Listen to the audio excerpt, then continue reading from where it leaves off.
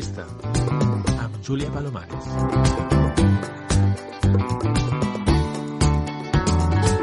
La Míriam Oliva, la nostra entrevistada d'avui, és directora de l'Escola Bressol Pit-roig de Sant Pere de Vilamajor des de fa anys i també és mare de 3 criatures.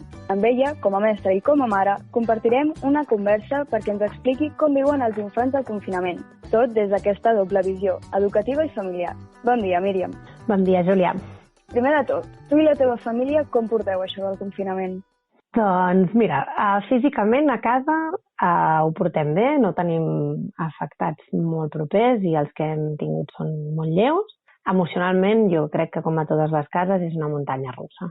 Som 5 en un pis de 80 metres quadrats, sí que és veritat que tenim terrassa, llavors això ens salva molt els caps de setmana sobretot i les hores, algunes hores estipulades si fa bon temps, però jo crec que com tothom, emocionalment va comptar. Vale, ahí, no? Exacte. Vale, doncs, ara ja fa gairebé més d'un mes i mig que els infants estan tancats a casa. I tu creus que el confinament està afectant negativament els infants? Mira, a la meva filla mitjana, que a l'escola li fan fer tasques i ha de comptar els dies que portem, i exactament ahir va fer 40 dies que estem tancats i tancades a les cases, i jo crec que no només afecta negativament a les criatures, sinó que també ens afecta a les adultes, no? Llavors, les adultes tenim unes eines, no? I bueno, doncs sabem gestionar-ho millor o pitjor, però les criatures estan creant-se aquestes eines, no? Estan en la seva base de la vida, no? Com si diguéssim, i llavors és complicat. I ja no parlem de les adolescències, no? Vull dir, positiu, el confinament no està sent. Jo crec que no està sent. Totalment d'acord. Vale, i des de l'Escola Bressol Pit-roig promoveu activitats perquè els infants se sentin part de la comunitat, com per exemple fan activitats artístiques a la rectoria. Creus que el confinament total dels infants pot tenir conseqüències psicològiques o físiques? Partint de la base, jo no soc psicòloga, llavors, bueno, doncs parlaré més de la meva base, no? Això, a nivell pedagògic i a nivell de mare, sobretot, també. Però les criatures, igual que totes les persones, tenen unes necessitats vitals, no? I hi ha una qüestió de necessitat física, de necessitat afectiva, de necessitat d'activitat o de relació, no? I nosaltres aquesta necessitat de relació, sobretot amb l'entorn, doncs és el que ens fa promoure doncs, anar a la rectoria o anar és igual, qualsevol altre lloc perquè formin part de la comunitat i perquè les criatures estiguin visibilitzades. Evidentment, en el confinament aquesta realitat no és així. No estem, però clar, no només les criatures, no hi ha ningú que estigui visibilitzat. Estem tancats, els nostres drets estan doncs, ara en stand-by, no? Estan allà paradets, i si aquestes necessitats que tenen les criatures no estan cobertes, hi haurà unes conseqüències. El que no et sé dir és si són de llarg impacte o si de llarg recorregut o es podrà resoldre ràpid, perquè tothom diu, no, les criatures s'adapten molt ràpid, no passa res, ho portem pitjor els adults. Bé, no sé què dir-te, jo entenc que cada entorn i cada família és un món, no?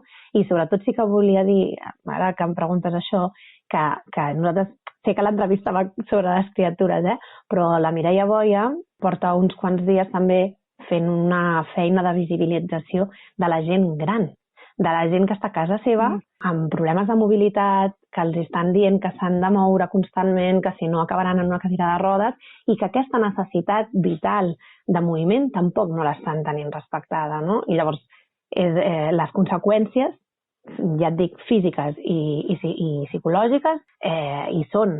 És el que et dic, no sé si necessitarem tots teràpia, fisioteràpia, o ens ho podrem apanyar més o menys amb el que tenim, però les conseqüències hi són, sí que hi són.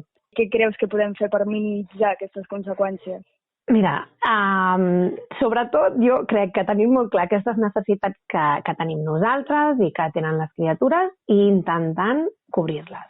Però clar, com cobreixes una necessitat, mira, d'afecte, doncs acompanyant, en el cas de les criatures, acompanyant molt les teves criatures a nivell emocional, intentant fer una feina prèvia a tu de com estàs tu, de si et pots ocupar, perquè hi ha moments en què tu també estàs en un moment d'estrès i no pots estar per les criatures, no? I hem de comptar que tota la feina que feien les escoles o els avis i les àvies, o, no? Mentre tu estàs treballant, jo cuido les criatures i en tinc cura i les acompanyo, doncs ho està fent la família, el nucli familiar. Llavors, això vol dir compaginar teletreball, si tens la sort que no t'han fet un ERTE, no? Compaginar teletreball, si ets monoparental, família monoparental, ja ni t'explico, perquè aquí no hi ha lloc a poder dir, vale, doncs mira, ara te n'ocupes tu, ara me n'ocupo jo, no? I ara mateix jo estic tenint una entrevista amb tu i el meu company està amb les 3 criatures, doncs mira, jo puc mantenir una conversa d'adulta, però això, en altres casos, en altres cases, no és així, no? Llavors, en la mesura del possible, saber com podem cobrir aquestes necessitats afectives, aquestes necessitats de moviment, en pisos petits com el meu, doncs fent el pipon, penjant folars per tota la casa, fent circuits de saltar sobre els matalassos, cosa que no s'havia pogut fer mai a casa, i ara elles amb això, veus, han guanyat, estan com boges, no?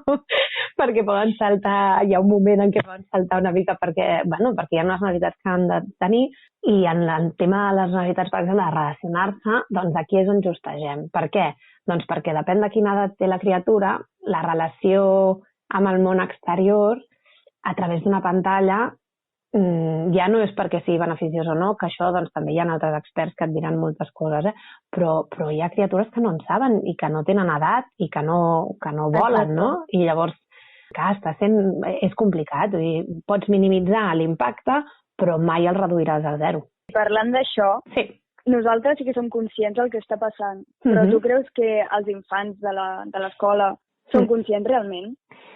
Mira, jo crec que tot depèn de l'edat i de l'entorn que tenen. O sigui, una criatura de 2 anys o de menys de 3 anys, posem, és igual, sí, veuran que estan a casa, que no poden sortir, allò és molt difícil d'entendre, però no serà conscient del que passa, és conscient de la seva realitat, perquè està més en un moment egocentrista, no? Vull dir que al final, doncs clar, és ell o ella. Què passa quan són més grans? Doncs tot depèn. Si tenen un entorn familiar que doncs, tenen un mínim nivell sociocultural, doncs potser li podran explicar d'una manera o d'una altra, o doncs Infoca està fent una feina brutal per criatures de 7, 8, 9, 10 anys, 12 fins i tot, no? que doncs, molta feina comunicativa a nivell de criatura, no a nivell d'adult, no anticipar-se, no tal, però hi ha famílies que això no ho tenen i que aquest entorn no hi és, i és aquest el problema. Moltes famílies que no tenen aquests recursos ni socioculturals ni de cap tipus, i hi ha criatures que no saben exactament què està passant. Exacte. Doncs en aquest sentit, creus que les administracions públiques han posat facilitats perquè els infants puguin viure bé el confinament? Mira, jo crec que no podem haver fet pitjor. I dic hem, perquè jo crec que alguna responsabilitat hem de tenir la gent que votem, Tu no, encara no, però... No, jo encara no puc. Però les persones de més de 18, no ho hem fet gairebé, això em sembla. No ho sé, és igual, em fico en un jardí, ara no cal, però... Mira, la Heike Freire, que ha començat una campanya sobre demanar al govern que deixin sortir a les criatures, val? Ja fa setmanes. Aquesta dona em va fer veure en una entrevista, jo no me n'havia donat, que el govern ni tan sols va parlar de les criatures quan va parlar del confinament. O sigui, va parlar d'una visió absolutament de la persona adulta, i és més, adulta productiva, perquè no era d'adults de tercera edat, no? De gent més gran, d'avis o àvies o gent que ja està jubilada, no. Persona productiva, no? Confinament, si es pot o no es pot anar a treballar, això és superimportant, i ja està, no? No es va parlar ni tan sols de les criatures, va parlar que es tancaven les escoles, però no de quin confinament tindrien. I és obvi que les criatures no són persones adultes, vull dir, tenen unes necessitats diferents. Llavors, clar, el govern, per mi, no ha tingut una visió global. Suposo que els hi va venir una bufa grossa i vull pensar que han fet el millor que han sapigut, però és obvi que no han arribat a uns mínims desitjables en el meu punt de vista. I a Espanya, com bé sabem, els infants encara no podem sortir i trigarem dies per sortir. Però en altres indrets d'Europa sí que han pogut sortir des de l'inici, en algun moment al carrer, com per exemple a Bèlgica, que els nens i nenes sempre han pogut sortir al carrer i als parcs. Llavors, tu entens aquestes diferències entre països a l'hora de pensar en els infants? Mira, jo no sóc epidemiòloga, llavors no sé si aquí el virus ha enganxat més fort o allà més fluix, això no t'ho sé dir. Però al final sí que sé que escoltes una mica i veus que metges i metgesses ja et diuen no, és que no sabem com es comporta el virus amb les criatures i en comptes de mirar, aviam, doncs vale, anem a minimitzar l'impacte més heavy amb les criatures i aviam com ho podem fer perquè puguin sortir i tal, doncs no, ja directament els tanquem, que es quedin allà raconadets, i doncs mira, quan passi tot això doncs ja sortiran i ja veurem com ho fem, no? Llavors sí que és veritat que en una visió més feminista, que ja saps que l'any passat ja vam parlar del tema, és veritat que hi ha hagut moltes dones que estan al capdavant dels seus països que han tingut una visió més global i han sigut països que han deixat doncs que hi ha hagut més permissivitat en aquest cas de moviment perquè doncs, hi ha hagut una qüestió de responsabilitzar la societat també, no? En el moment en què jo tinc una criatura, jo no vull que la meva criatura s'encomani i tampoc no vull que la meva criatura encomani a la meva mare o al meu pare o en els altres avis o la resta de gent. Per tant, jo sóc prou conscient. És que el nostre país resulta, o Espanya en aquest cas, no? I en algun altre, Itàlia, em sembla que també estaven per la idea, doncs resulta que no confien amb la seva gent, no? Amb la gent, amb el poble. Exacte. I llavors aquí, clar, doncs així tenim els militars al carrer. No hi ha més. Tu creus que després d'aquesta aturada tan gran podran tornar a l'escola bressol, els nens i nenes? Perquè, clar, no sé si estaran jo molt preparats per tornar a l'escola. Clar, nosaltres durant tot aquest temps tenim la sort que som una escola bressol municipal i per tant no ens han fet ERTEs ni res, llavors seguim teletreballant i ens estem formant molt per veure com podem acollir aquestes criatures.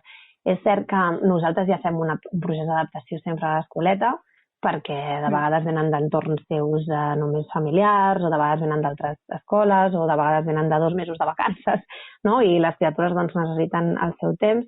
Clar, això serà més llarg, segur, i a més no només a escola bressol, sobretot amb criatures més grans i més conscients, també s'hauran de treballar molt les pors, no? I a més ens haurem d'aprendre a viure d'una manera diferent, com a mínim aquests primers mesos, a relacionar-nos d'una manera diferent. Llavors, aquí ens haurem d'adaptar totes i a més haurem d'acompanyar-los, no? Clar, i és que imagina, jo vaig a quart de l'ESO i ara començaré batxillerat i m'he saltat mig curs. Sí. Clar, serà un impacte bastant gran. Sí, però bueno. Sí, és així. I la història és això, que jo crec que les professionals i els professionals hem de ser qui hem d'entomar aquesta responsabilitat educativa i acompanyar-vos tots els nivells, però sobretot en l'emocional, perquè les pors de si enganxes el curs o no l'enganxes en el vostre cas, que esteu adolescents i que esteu en un moment en què, ostres, batxillerat, 2 anys i universitat, home, doncs sí, la feina és nostra ara, la feina és nostra i esperem fer-la el millor que puguem. Doncs m'alegro, tu. Doncs moltíssimes gràcies, Míriam. Moltes gràcies per haver-nos acompanyat avui a Ràdio Vilamajor i esperem tornar-te a escoltar i a veure't. Molt bé, Júlia, moltes gràcies a vosaltres. Fins una altra. Una abraçada.